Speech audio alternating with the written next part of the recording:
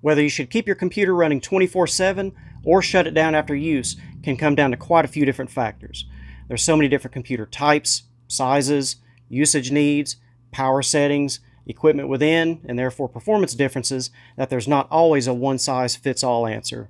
In this video, we'll be touching base on the key factors to help you determine if you should shut it down when you're done or just let it run.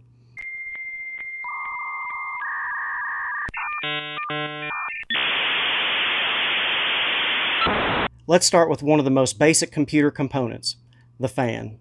99.9% of PCs will have at least one fan for CPU cooling. If the computer's running, the fan's running. Fan bearing types aside, the RPMs that a fan runs is the primary player in how long it will last. The higher the RPM, the shorter the lifespan. The bearing type used in the fan plays a crucial role with lifespan, whether it has a cheap sleeve bearing or one of the better ball bearings, fluid bearing, or an SSO self-stabilized oil pressure bearing. Most typical fans are rated to last anywhere from 30,000 to 50,000 hours of continuous use, so 3.5 to almost 6 years worth of use. Typical fans are relatively cheap, so a failure doesn't exactly break the bank, but it can have bad consequences if it causes your CPU to run too hot for long periods of time unnoticed. Though being a bit more expensive than a normal fan, Noctua, for example, promises a 6-year warranty with their fans, along with a 150,000 hour mean time failure rate. That 150,000 hours equals 17 years worth of runtime. A long time. I personally have been using Noctua fans on builds for over 15 years and have yet to have a single fan fail. For the fans, as long as you don't buy super cheap bargain bin models, keeping the computer on at all times shouldn't cause any failures anytime soon. You'll most likely be performing a big upgrade to the computer well before you'll need to change a fan. Dust. While a fan is running, it's pulling in air and dust. For a system that remains on 24/7, it has the potential to draw in a lot of dust that can, over time, without cleaning, clog up the intake, video card, CPU heatsink, radiator, PSU, on and on. A computer that is only running a few hours a day will accumulate dust at a rate that's easily 1/6 of that of one that's running 24/7. Therefore, the frequency at which you would need to tear the computer completely down to clean out all the dust and debris is 1/6 the rate of one that you would have to do that's running 24/7. Every couple of years versus every couple of months. If your computer is in a dusty environment, or if you have, say, a lot of cats and dogs, powering it off might not be a bad idea, and probably the better option. Water cooling. If your CPU isn't air-cooled, it's water-cooled. The system has a pump which constantly runs while the computer is on, and that pump has a bearing, which also wears with use. Also, each individual connection and seal in that loop is a potential leak point. If a seal or fitting starts to leak while the computer is on, it has the potential to pump out all of the coolant without even knowing it, and most likely directly on top of the video card, frying it. While the risk is honestly very low, it can happen. Most water cooler manufacturers guarantee against leaks for 3 years, so anything past that point, all bets are off liability-wise. I've been running water-cooled systems since the 90s, and thankfully the only ones that I've had leak were custom loops. Knock on wood. Power supply. Back in the day, a sensationalized talking point was that each time you power on your computer, the power supply takes an electrical hit, shortening its life. While that's technically still true, modern quality components have pretty much made that a non-issue. Power supplies are built to withstand, on average, 40,000 power cycles, so don't worry too much about power cycling. Every power supply also has a fan that runs either all the time or intermittently. The ones that can run intermittently have a switch on them to enable smart cooling, which powers the fan down under light loads, reducing fan wear and dust buildup in the power supply unit, just like with the rest of the PC fans and dust buildup. Since the power supply fans typically run at very low speeds combined with quality components, modern power supplies will easily outlast the rest of your hardware. Power supplies also don't consume exactly what they're rated for. If you install, say, a 700 watt power supply, it does not constantly draw 700 watts. It only draws what the components are demanding at that time. Overall, don't look at the power supply as any reason to keep you from running the computer 24/7. UPS and surge protector.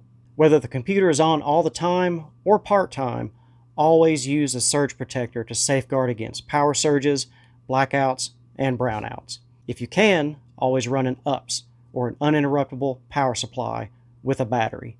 Since most UPSs have built-in surge protection, or better yet, line conditioning, you not only have protection against power fluctuations, but the computer will also be able to gracefully power itself down in the case of an outage. Every single computer that I personally own, which is currently 10 computers, are all on UPSs. Every single one. Every computer always gets an UPS, every time. Power consumption. Before we get into power consumption, I just want to say that there can be a ton of variables depending upon BIOS settings, power supply efficiency, hard drive type, video card type, monitor's refresh rate. So many different things can have an impact. So, understand that there can be a lot of variables with power consumption. Typically, a modern home PC at idle consumes anywhere from 20 up to 100 watts, and for a performance PC, that can range anywhere from 80 up to 200 watts. If your computer is drawing 200 watts at idle, you might want to take a look at enabling some power settings. Let's say you have a performance gaming PC that consumes 80 watts at idle, and you use it for, say, 4 hours each day, shutting it down after you're done using it. Using the average power cost in the US of 23 cents per kilowatt hour, over the course of a year, that comes to about $26 a year to run that PC intermittently for 4 hours each day. Now, let's leave that same computer on 24/7. That same 80 watts of consumption now costs you $159 a year. Quite a jump, but still only a hair over $10 a month.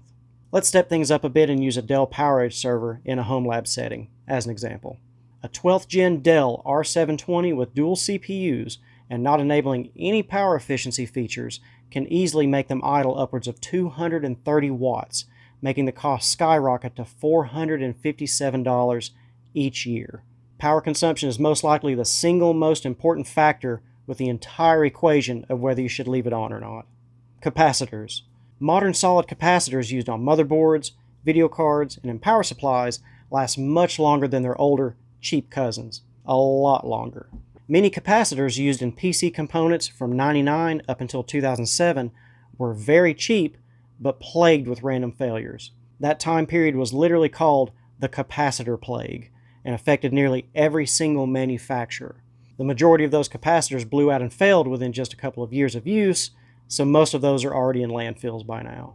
Today, all quality manufacturers use newer capacitors, so the limited lifespans that they used to have are no longer an issue, as well as being way more durable in general. Hard drives. A solid-state drive's lifespan comes down to the number of writes to the drive while it's in use. While idle, the lifespan may as well be unlimited. Failures outside of hitting the maximum writes and wearing out the drive usually comes down to the resistors and whatnot that the drive is actually made of. The fact that the SSDs only run on 5 volts versus 12 volts also helps keep the level of electrical jolting and whatnot from powering on very low. Solid-state hard drives also consume quite a bit less power than their spinning platter counterparts. While running, platter HDDs consume around 8 watts. Most 2.5-inch SSDs and NVMEs can consume as low as 0.5 watts, some even lower than that. While SSDs have no moving parts, HDDs have motors, and motors wear out. Also, those motors have bearings that wear out, just like PC fans. That's why for HDDs, it's recommended to have the OS turn off the drive during idle times. HDDs typically have a rated lifespan of 3 to 5 years, but usually end up lasting longer than that unless they're under heavy use. While SSDs on average last about 10 years, it all comes down to the number of writes.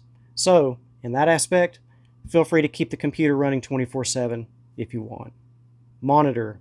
Monitors use anywhere from 20 to 50 watts when powered on, and usually drops to as low as 1 to 2 watts when in sleep mode. So, the difference in power consumption is significant. When you shut down your computer, the video signal drops after a few seconds or minutes, and the computer goes into a power saving mode. This usually doesn't have any problems, but depending upon what you're using as a display device, can have different results. As an example, my daily driver workstation uses a typical 43-inch 4K TV as the primary display, along with 2 other auxiliary true monitors. An issue I've run into in the past when using a TV as a primary display is with the video synchronization. If the PC's power profile commands the video signal to turn off to save power, not even mouse or keyboard input can reestablish the connection when trying to wake it up, forcing me to log in remotely to reboot the PC, or worse yet, having to do a forced power off. Despite the connection being HDMI and being able to send the wake-up signal, it just flat out never works. So, while that computer's running, I've had to set it to never power down the TV through the desktop power management. With that, I just either completely turn the computer off or use the remote to put the TV in sleep mode and just leave the computer running. For typical monitors, that's hardly ever an issue. You just enable sleep or hibernate in Windows power settings and let everything power down, then later power back up with no problems.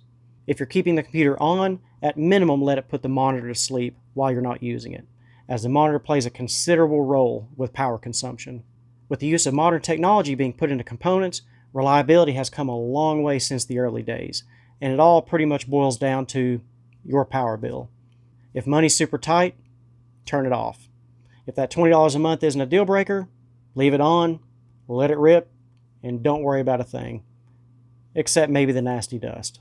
If you like this video, please hit the like and subscribe button, and always, thank you for watching, and may the 5th be with you.